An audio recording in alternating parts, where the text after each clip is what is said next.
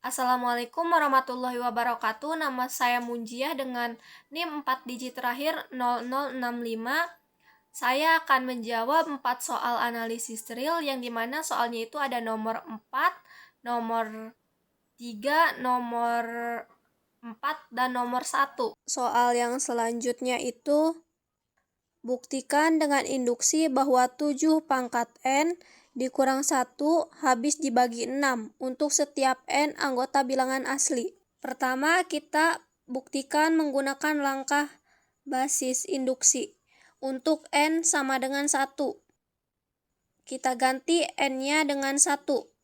7 pangkat 1 dikurang 1 sama dengan 7 pangkat 1 itu 7 dikurang 1. 7 dikurang 1 itu sama dengan 6. Karena 6 habis dibagi 6, maka terbukti untuk N sama dengan 1. Langkah yang kedua yaitu langkah induksi. Asumsikan, misalkan pernyataan benar untuk N sama dengan K, yaitu 7K dikurang 1 habis dibagi 6.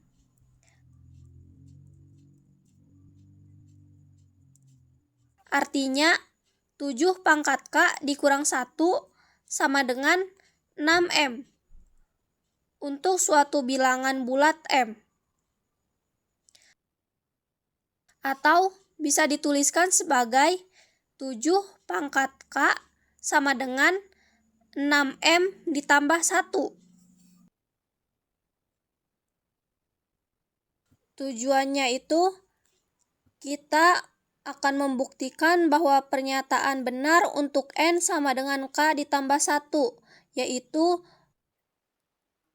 7 pangkat K ditambah 1 dikurang 1 habis dibagi 6. Pembuktiannya 7 pangkat K ditambah 1 dikurang 1 sama dengan 7 pangkat K dikali 7 pangkat 1 dikurang 1. Substitusikan asumsi 7 pangkat K sama dengan 6M ditambah 1, jadi 7K itu 6M ditambah 1, kemudian 7 pangkat 1 itu 7, dikurang 1. Kita kalikan 7 dikali 6M itu 42M, 7 dikali 1 itu 7, dikurang 1. Kita tuliskan kembali 42M ditambah 7 dikurang 1 itu 6. Kemudian faktorkan angka 6 dari persamaan tersebut. Menjadi 6 buka kurung 7M ditambah 1 tutup kurung. Karena 7M ditambah 1 adalah bilangan bulat, maka 6 dalam kurung 7M ditambah 1 pasti habis dibagi 6. Karena langkah basis dan langkah induksi terpenuhi, maka terbukti bahwa 7 pangkat N dikurang 1 habis dibagi 6 untuk setiap N anggota bilangan asli. Pertanyaannya itu, jika A subset B dan B terbatas di atas, buktikan bahwa supremum A lebih kecil dari sama dengan supremum B. Kita pembuktiannya yang pertama menggunakan eksistensi. Karena B terbatas di atas, maka supremum dari B ada. Kita sebut saja nilai U.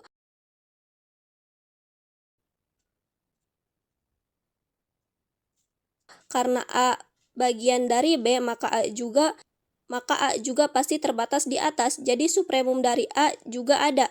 Kita sebut nilainya pi.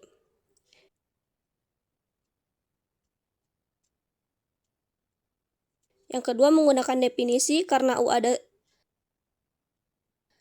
adalah supremum B, artinya setiap elemen di B nilainya lebih kecil atau sama dengan U. Untuk setiap X anggota B, X lebih kecil atau sama dengan U. Yang ketiga, hubungan himpunan. Karena A bagian dari B, maka setiap elemen di A pasti juga ada di B.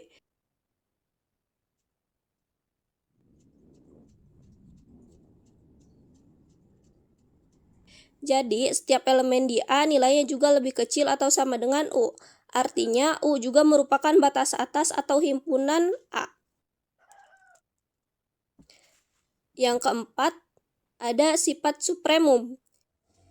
Ingat, supremum adalah batas atas yang paling kecil. Karena Pi adalah supremum A, dan kita sudah tahu U juga batas atas A, maka Pi harus lebih kecil atau sama dengan U. Kesimpulannya, karena Pi adalah supremum A dan U adalah supremum B,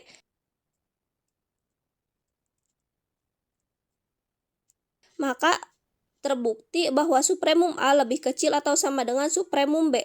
Maka pertanyaannya itu terbukti. Soal yang selanjutnya yaitu buktikan bahwa untuk setiap A, B anggota bilangan real berlaku ketaksamaan mutlak dari mutlak A dikurang mutlak B kurang dari sama dengan mutlak A dikurang B. Langkah pembuktiannya itu yang pertama, membuktikan mutlak A dikurang mutlak B kurang dari sama dengan mutlak A dikurang B. Tuliskan A sebagai A sama dengan dalam kurung A dikurang B, kemudian ditambah B. Dengan menggunakan ketidaksamaan segitiga, kita peroleh mutlak A sama dengan mutlak dari buka kurung A dikurang B tutup kurung ditambah B lebih kecil sama dengan mutlak A dikurang B ditambah mutlak B. Pindahkan mutlak B ke ruas kiri. Mutlak A dikurang mutlak B lebih kecil dari sama dengan mutlak A dikurang B. Maka kita dapat persamaan yang pertama. Langkah yang kedua yaitu membuktikan mutlak B kurang mutlak A kurang dari sama dengan mutlak A dikurang B. Dengan cara yang sama kita tuliskan B sebagai B sama dengan buka kurung B dikurang A tutup kurung ditambah A.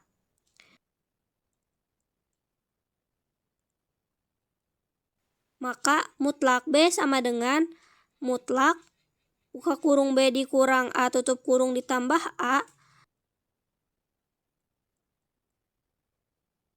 kurang dari sama dengan mutlak B dikurang A ditambah mutlak A. Karena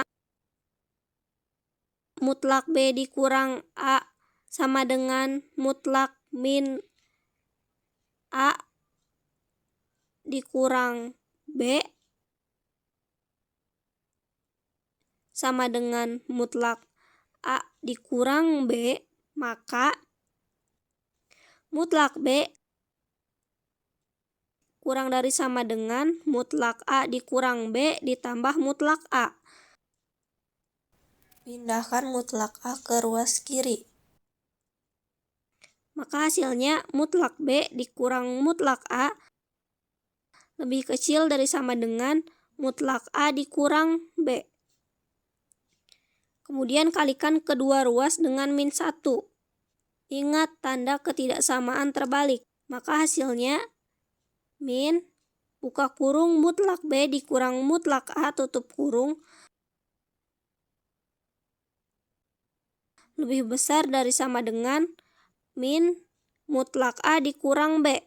Maka mutlak A dikurang mutlak B lebih besar dari sama dengan min mutlak A dikurang B. kita dapat persamaan yang kedua. Dari persamaan satu dan persamaan kedua, kita peroleh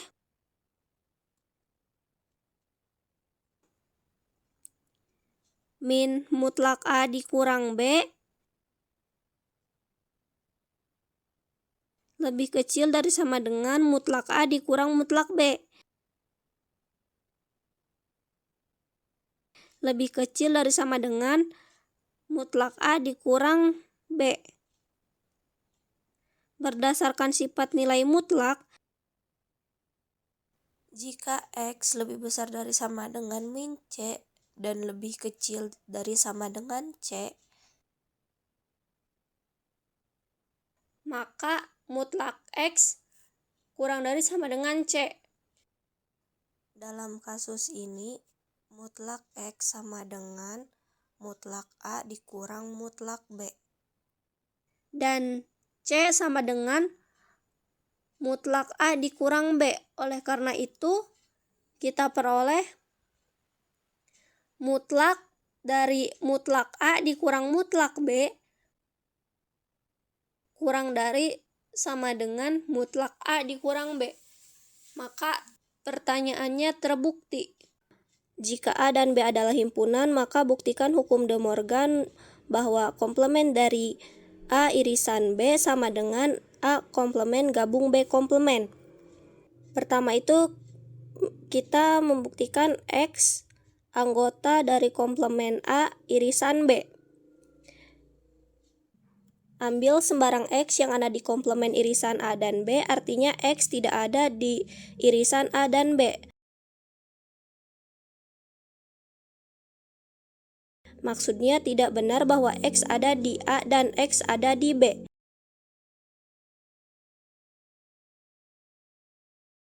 Secara logika, ini sama artinya dengan X tidak ada di A atau X tidak ada di B. Nah, kalau X tidak ada di A, berarti X ada di komplement A. Kalau tidak ada di B, berarti ada di komplement B. Jadi, X ada di komplement A atau X ada di komplement B. Itu berarti itu terdefinisi dari gabungan. Jadi, X ada di gabungan komplement A dan B. Jadi, terbukti bahwa himpunan pertama adalah bagian dari himpunan kedua. Yang kedua itu akan menunjukkan A komplement gabungan B komplement subset dari komplement A irisan B. Ambil sembarang X anggota A komplement gabung B komplement. Artinya X ada di komplement A atau X ada di komplement B. Maksudnya X tidak ada di A atau X tidak ada di B.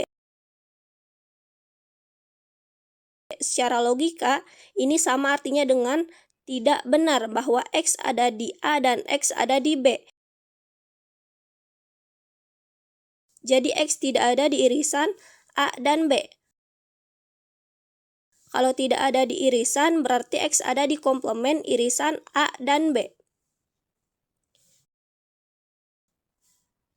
Jadi terbukti bahwa himpunan kedua adalah bagian dari himpunan pertama.